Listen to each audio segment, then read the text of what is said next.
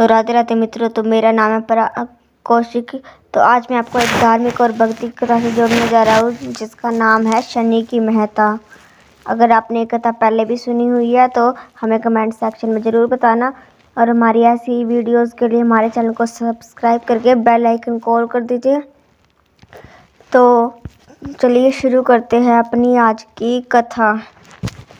एक समय स्वर्गलोक में सबसे बड़ा कौन के प्रश्न को लेकर सभी देवताओं में वाद प्रारंभ हुआ और फिर परस्पर भयंकर युद्ध की स्थिति बन गई। सभी देवता देवराज इंद्र के पास पहुंचे और बोले, हे देवराज, आपको निर्णय करना होगा कि 9 ग्रह में सबसे बड़ा ग्रह कौन सा है।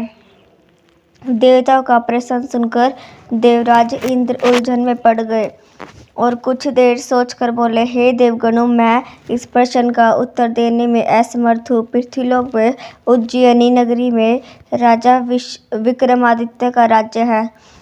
हम राजा विक्रमादित्य के पास चलते हैं क्योंकि वे न्याय करने में अत्यंत लोकप्रिय है। उनके सिंहासन में अवश्य ही कोई जादू है कि उस पर बैठकर राजा विक्रमादित्य दूध का दूध, पानी का पानी अलग करने का न्याय करते हैं। देवराज इंद्र के आदेश पर सभी देवता पृथ्वीलोक में उज्जैनी नगरी में पहुंचे। देवताओं के आगमन का समाचार सुनकर राजा स्वयं विक्रमादित्य ने उनका स्वागत किया। महल में पहुंचकर जब देवताओं ने उनसे अपना यह प्रश्न पूछा तो राजा विक्रमादित्य भी कुछ देर के लिए परेशान हो उठे, क्योंकि सभी देवता अपनी अपनी शक्तियों के कारण महान शक्तिशाली थे। किसी को भी छोटा या बड़ा कह देने से उनके क्रोध के प्रकोप से बचना हानि पहुंच सकती थी। तभी राजा विक्रमादित्य को एक उपाय सूझा और उन्होंने विभिन्न धातु, स्वर्ण, रजत, कांसा, तांबा, सीसा, रागा, जस्ता, अभ्रक व लोहे के 9 आसन बनवाए। धातुओं के गुणों के अनुसार सभी आसनों को एक दूसरे के पीछे रखवा दिए और उन्होंने देवताओं को अपने अपने सिंहासन पर बैठने को कहा। सब देवताओं के बैठने के बाद राजा विक्रमादित्य ने कहा कि आपका निर्णय तो स्वयं हो चुका है। जो सबसे पहले सिंहासन पर विराजमान है वही सबसे बड़ा है। राजा विक्रमादित्य के निर्णय को सुनकर शनिदेव ने सबसे पीछे आसन पर बैठने का कारण अपने को छोटा जानकर क्रोधित होकर कहा, राजन, तुमने मुझे सबसे पीछे बिठाकर मेरा अपमान किया है। तुम मेरी शक्तियों से परिचित नहीं हो। मैं तुम्हारा सर्वनाश कर दूंगा। सूर्य एक राशि पर 1 महीने, चंद्रमा 2.25 महीने, मंगल 1.5 महीने, बुध और शुक्र 1 महीने, बृहस्पति 13 महीने रहते हैं, लेकिन मैं किसी राशि पर 7.5 वर्ष रहता हूँ। बड़े बड़े देवताओं को मैंने अपने प्रकोप से पीड़ित किया है। राम जी को 7.5 के कारण वन में जाकर रहना पड़ा और रावण को 7.5 के कारण युद्ध में मृत्यु का शिकार बनना पड़ा था। उसके वंश का सर्वनाश हो गया। राजा, अब तू भी मेरे प्रकोप से नहीं बच सकेगा। राजा विक्रमादित्य शनि देवता के प्रकोप से थोड़ा भयभीत हो गए थे, लेकिन उनके मन में विचार किया, मेरे भाग्य में जो लिखा होगा ज़्यादा से ज़्यादा वही तो होगा। फिर शनि देव के प्रकोप से भयभीत होने की कोई आवश्यकता है क्या? उसके बाद अन्य ग्रहों के देवता तो प्रसन्नता के साथ वहां से चले गए, लेकिन शनिदेव बड़े क्रोध के साथ वहां से विदा हुए। राजा विक्रमादित्य पहले की तरह ही न्याय करते रहे। उनके राज्य में सभी स्त्री पुरुष बहुत आनंद से जीवन यापन कर रहे थे। कुछ दिन ऐसे ही बीत गए। उधर शनि देवता अपने अपमान को भूले नहीं थे। विक्रमादित्य से बदला लेने के लिए एक दिन शनिदेव ने घोड़े के व्यापारी का रूप धारण किया और बहुत से घोड़ों के साथ उज्जैनी नगरी में पहुंचे। राजा विक्रमादित्य ने राज्य में किसी घोड़े के व्यापारी के आने का समाचार सुना तो अपने अश्वपाल को कुछ घोड़े खरीदने के लिए भेजा। अश्वपाल ने वहां जाकर घोड़ों को देखा तो बहुत खुश हुआ, लेकिन घोड़ों का मूल्य सुनकर तो उसे बहुत हैरानी हुई। घोड़े बहुत कीमती थे। अश्वपाल ने जब वो वापस लौटकर इस संबंध में बताया तो राजा ने स्वयं आकर एक सुंदर और शक्तिशाली घोड़े को पसंद किया। घोड़े की चाल देखने के लिए राजा उस घोड़े पर सवार हुआ तो वह घोड़ा बिजली की गति से दौड़ चला। तेजी से दौड़ता हुआ घोड़ा राजा को दूर एक जंगल में ले गया और फिर वह राजा को वहां गिराकर जंगल में कहीं गायब हो गया। राजा अपने नगर को लौटने के लिए जंगल में भटकने लगा, लेकिन उसे लौटने का कोई रास्ता नहीं मिला। राजा को भूख प्यास लग गई। बहुत घूमने पर उसे एक चरवाहा मिला। राजा ने उससे पानी मांगा। पानी पीकर राजा ने उस चरवाहे को अपनी अंगूठी दे दी। फिर उससे रास्ता पूछकर वह जंगल से बाहर निकलकर पास के नगर में पहुंचा।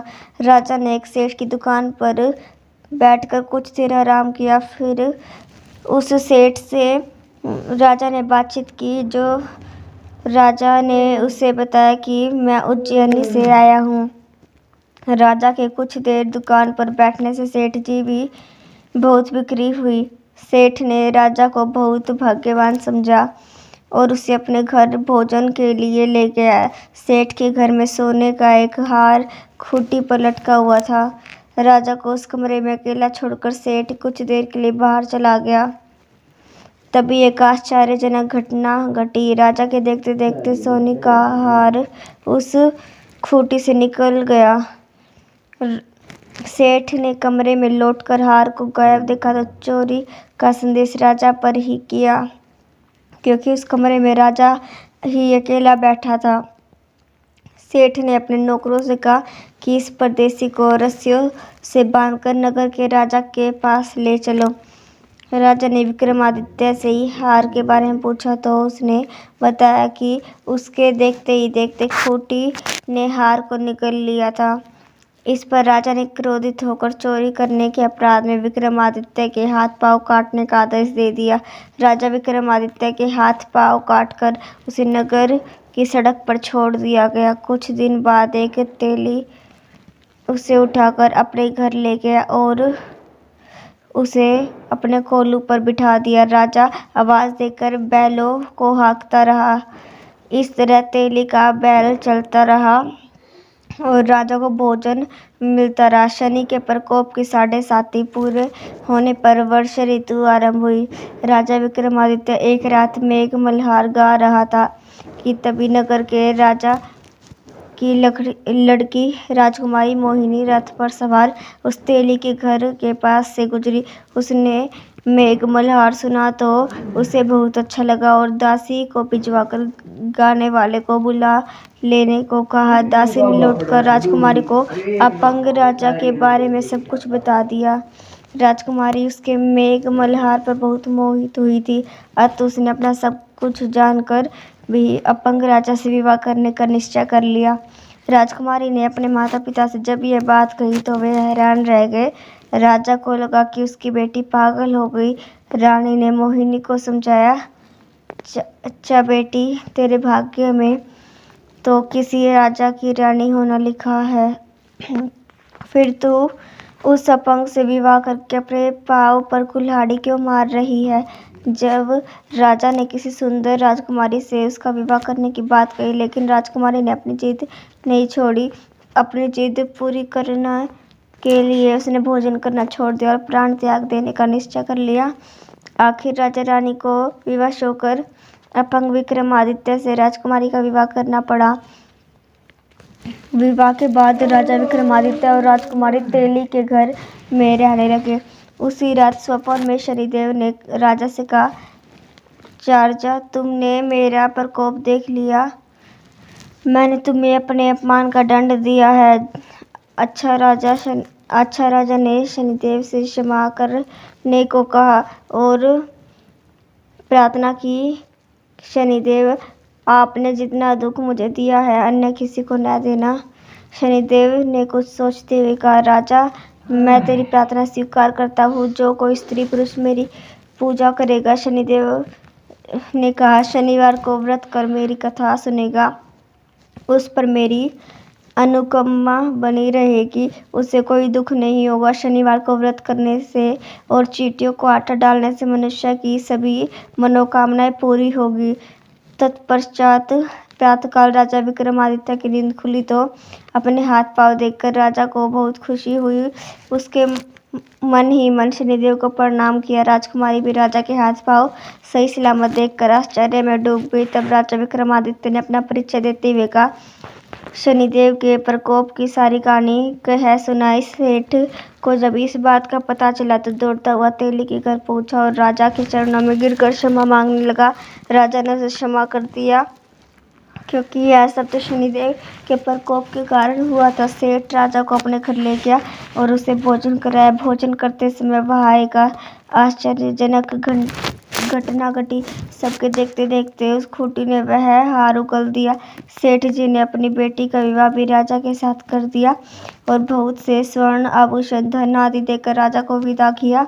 राजा विक्रमादित्य राजकुमारी मोहिनी और सेठ की बेटी के साथ उज्जैनी पहुंचे तो नगरवासियों ने हर्ष से स्वागत किया। उस रात उज्जैनी नगरी में दीप जलाकर लोगों ने दिवाली मनाई। अगले दिन राजा विक्रमादित्य ने पूरे राज्य में घोषणा करवाई, शनि देव सब देवों में श्रेष्ठ है।